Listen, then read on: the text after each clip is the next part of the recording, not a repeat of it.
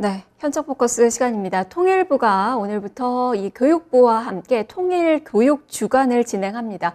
오늘 서울 중구 대한상공회의소에서 개막식에 이어서 컨퍼런스가 현재 진행이 되고 있다고 하는데요. 현장 연결해 보겠습니다. 김은별 기자입니다. 자, 김 기자, 통일 교육 주간이 뭔지 지금 행사는 또 어떻게 진행이 되고 있습니까? 네, 대한상공회의소에 나와 있는 김은별 기자입니다. 오늘부터 오는 26일까지 제7회 통일교육 주간이 시작됩니다. 이 통일교육 주간은 정부가 평화통일을 주제로 국민들과 소통하기 위한 노력의 일환인데요. 지난 2013년부터 시행돼 올해 7번째를 맞았습니다. 특히 지난해 통일교육지원법이 개정되며 올해 통일교육 주간은 법정 교육 주간으로 진행됩니다. 이 행사는 통일부와 교육부가 함께 진행하는데요. 정부가 남북 교류 관계 개선에 힘쓰고 있는 가운데 이 미래 세대의 평화통일 공감대를 형성하기 위해 마련됐습니다. 앞서 오전 10시에 있었던 개막식에서는 통일교육에 종사하는 여러 분야의 관계자와 일반 국민 약 300여 명이 참석했습니다.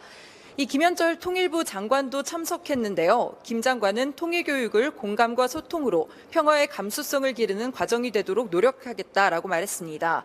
이어서 통일교육 유공자 포상, 기념사와 축사, 통일부 어린이 기자단의 축하 공연도 열렸습니다.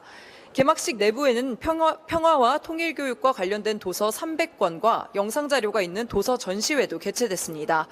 현재는 평화통일교육 컨퍼런스가 열리고 있는데요. 이재정 경기도교육감의 기조연설을 시작으로 평화와 통일교육 분야의 전문가가 발표와 발제를 이어가고 있습니다.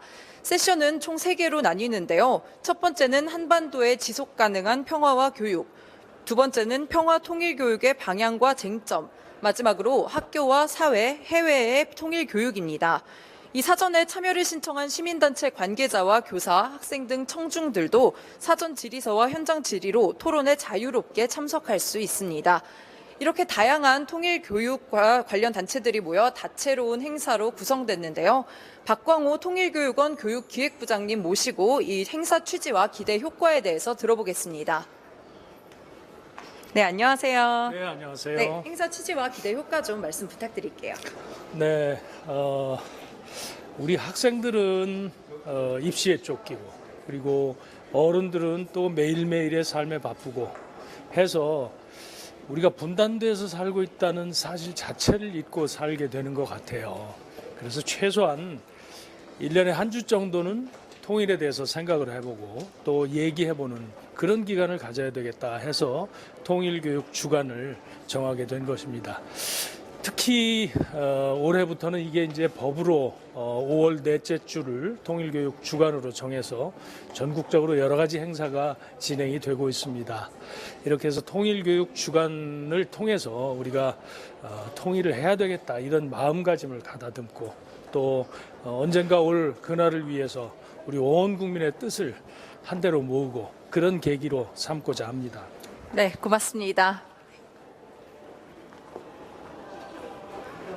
열리게 되는 거군요. 이 실제로 좀 참여할 수 있는 그 프로그램들은 어떤 것들이 있나요? 네, 행사에는 이 어린이부터 30대 가족 단위까지 다양한 연령대를 아우르는 참여 프로그램들이 마련됐는데요.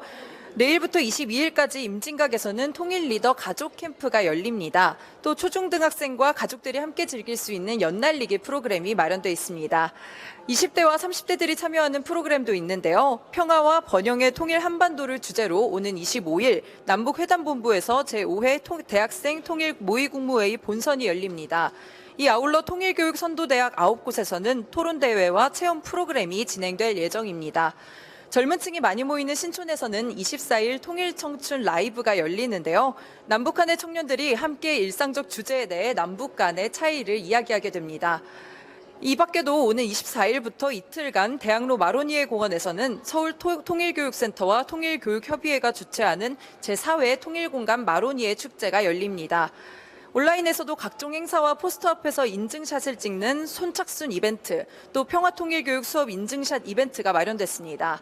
통일교육주간을 맞아 다양한 행사가 열리고 타깃층도 가족 단위까지 굉장히 넓은 만큼 이 국민들에게 통일에 대한 공감대를 이끌 수 있을 것으로 전망됩니다. 네, 김은별 기자 수고했습니다. 네. 김은별 기자였습니다. 자, 올해부터 통일교육주간이 법제화가 됐다고 합니다. 그만큼 이번 행사는 조금 더 의미 있게 좀 치러질 수 있게 되지 않나 싶은데요. 그만큼 그 국민들의 평화 통일에 대한 그 관심과 열기가 더 높아지길 기대를 해봐야 될 것 같습니다. 지금까지 현장 포커스였습니다.